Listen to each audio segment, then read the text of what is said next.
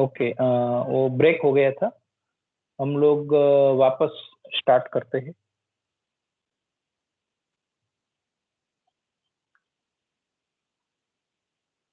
Okay, तो ये अपना जो कॉलिंग वाला था, जो कहाँ कहाँ अपने को एफसी कॉल करने हैं, मतलब अपना प्रोग्रामिंग जो लिखे हैं ब्लॉक्स, वो कहाँ कहाँ कॉल करना चाहिए, उसकी स्ट्रक्चर है।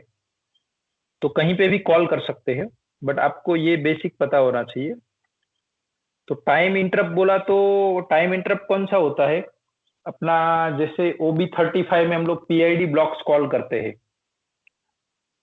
तो ये सेम बात हो गया। अभी हमने कोई अगर पीआईडी ब्लॉक्स यूज किए हैं इसके, तो फिर हमें वो कहाँ कॉल करना चाहिए, ये टाइम इंटरप्ट में कॉल करना चाहिए। लेडर लॉजिक तो बैकग्राउंड टास्क में, मोशन टास्क जो हम लोग एमसीसी चार्ट में लिखते हैं वो मोशन टास्क में। तो नॉर्मली ये जो ऊपर वाले दो है, motion task and background task, उसमें ही अपना काम हो जाता है। और ये इंटरप्ट में हम लोग अपना एरर ओबी हो गया, फॉल्ट आता है तो ब्लैंक एक हम लोग एफसी कॉल करवा देते हैं।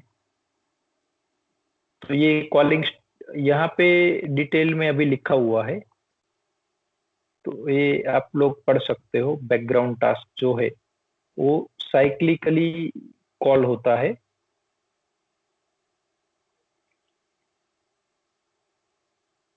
तो इंटरलॉक फंक्शन ऑफ पीएलसी जो हम लोग लेडर लॉजिक में लिखते हैं, उसके लिए नॉर्मली यूज होता है। अपना स्टार्टअप और एंड टास्क का भी अपना बात हुआ था। तो स्टार्टअप टास्क बोला तो सीपीयू रन मोड में जाता है वो, शट डाउन बोला तो रन टू स्टॉप। तो उसके लिए अपने को कुछ आइडिया है तो यहाँ लिख सकते हैं।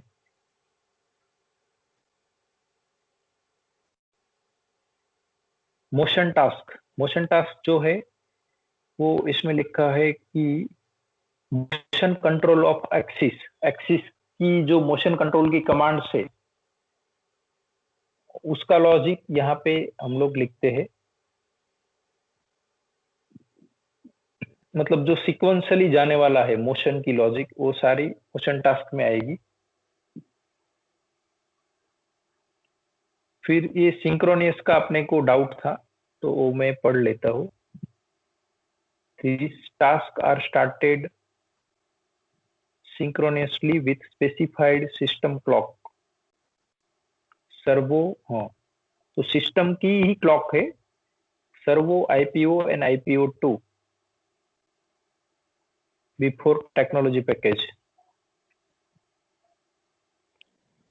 They can be used to implement time critical function with a close temporal relationship to motion control of axis.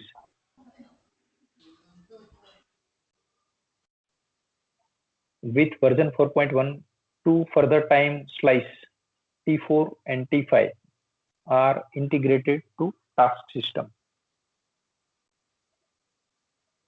Time slice T1 to T3 in DCC are implemented via servo IPO and IPO synchronous task.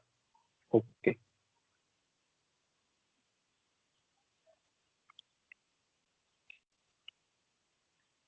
तो DCC chart की भी जो calling होती है उसके लिए भी अलग है time slice T1 to T3। तो हम लोग अगेन एग्जीक्यूशन में वो देख लेते हैं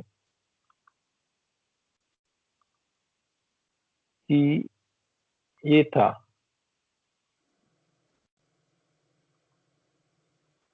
ओके, ओ टाइम स्लाइस ये दो ऐड किया है, TC tracks 1 and TC tracks 2। तो ये TC ट्रैक 1 है, use task in execution system.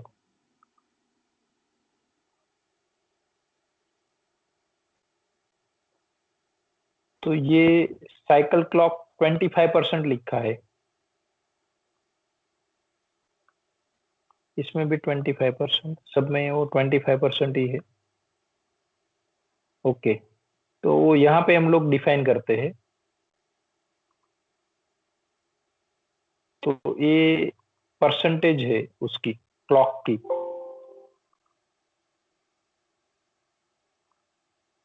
तो ये चेंज करने से उसकी टाइमिंग चेंज हो जाती है, ऐसा उसका कहना है।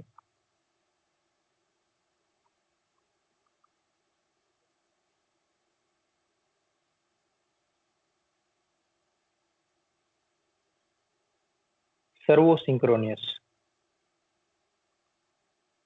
तो इसमें कुछ ये जो है यहाँ पे सर्वो सिंक्रोनियस में ये क्लॉक बोला है, use task in execution system.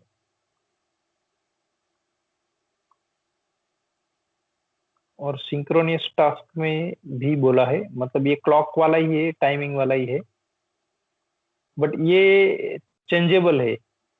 इसकी जो साइकिल क्लॉक है आईपीओ एंड आईपीओ 2 की, वो चेंजेबल है, बट ये फिक्स है, इसमें कुछ सेटिंग दिया नहीं है।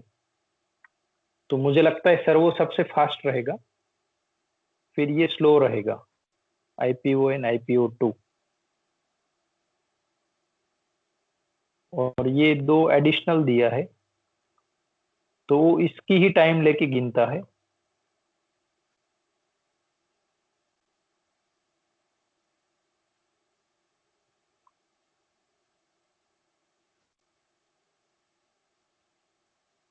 बट यहाँ पे कुछ टिक नहीं है। अच्छा, टिक करते हैं तो आता है, मतलब ये डिसेबल्ड है।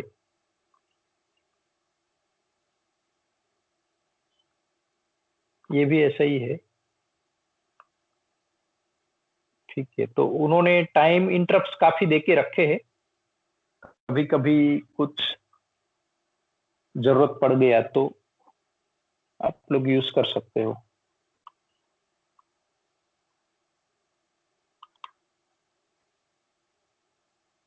Timer interrupt, the timer interrupt tasks are started and processed at fixed interval and can be used to implement control of monitoring tasks that need fixed time reference। हाँ, अपना जो टेम्परेचर का पीआईडी कंट्रोलर रहता है, यहाँ देखो लिखा है temperature control using technology package, additional task are available. तो ये जो टाइम इंटरप्ट है, वो इसके लिए यूज कर सकते हैं हम लोग, टेम्परेचर कंट्रोलर के लिए। फिर अपना फुल टास्क का इंटरप्ट था और एक यूजर इंटरप्ट था।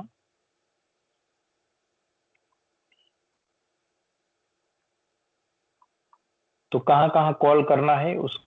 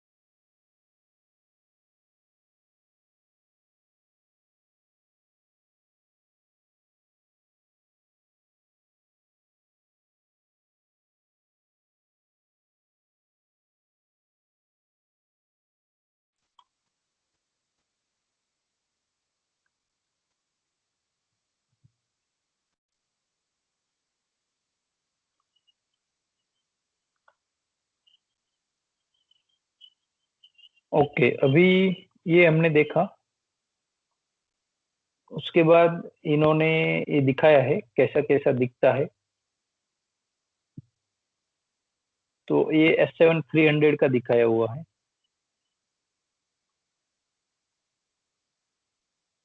फिर ये सी मोशन P350 दिखने में ऐसा होता है। और अपना हम लोग अभी जो ट्रेनिंग ले रहे हैं ये D425 और वो सब, वो दिखने में ऐसा रहता है।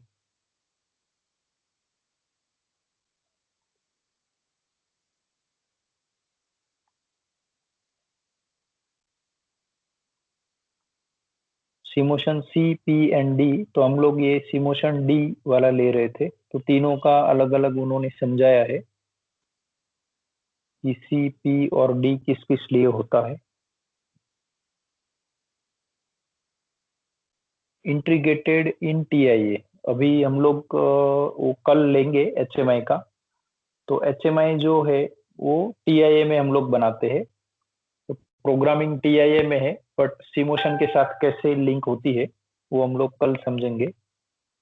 तो TIA पोर्टल में बनाया हुआ HMI जो है वो अपना सिमोशन कंट्रोलर के साथ ऑनलाइन जा सकता है, ऐसा उनका कहना है। तो हम लोग कल लेंगे HMI का लिंकिंग।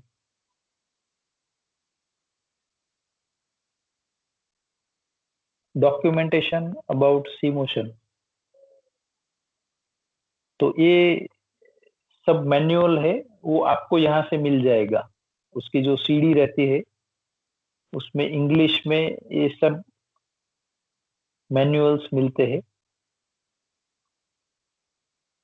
तो ये प्रोग्रामिंग वाला आप देखेंगे तो ये प्रोग्रामिंग चैप्टर है 3_प्रोग्रामिंग, उसमें ये DCC प्रोग्रामिंग, लेडर, MCC, ये सब मैनुअल होते हैं। तो अभी बाकी का हम लोग ट्रेनिंग कल करेंगे, कल सुबह मिलेंगे। तो अभी हम लोग ट्रेनिंग क्लोज करते हैं। और मैं जो मैनुअल्स है मेरे पास वो सबको ईमेल करके रख देता हूँ अभी। तो आपको आज सब लोगों को मैनुअल मिल जाएगा जो मेरे पास है, ट्रेनिंग के मैनुअल। ये इसमें ये ये है सिमोशन का, ये एक मैनुअल है अलग अलग।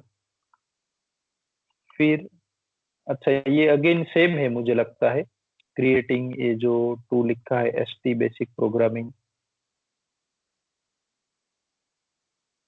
Hardware description, MCC, ladder.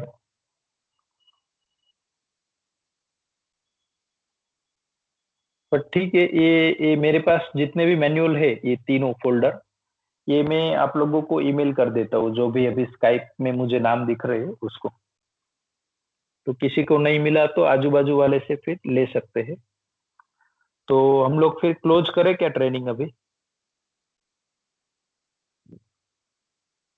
कोई प्रॉब्लम नहीं। ठीक, डिटेल में एग्जांपल ले।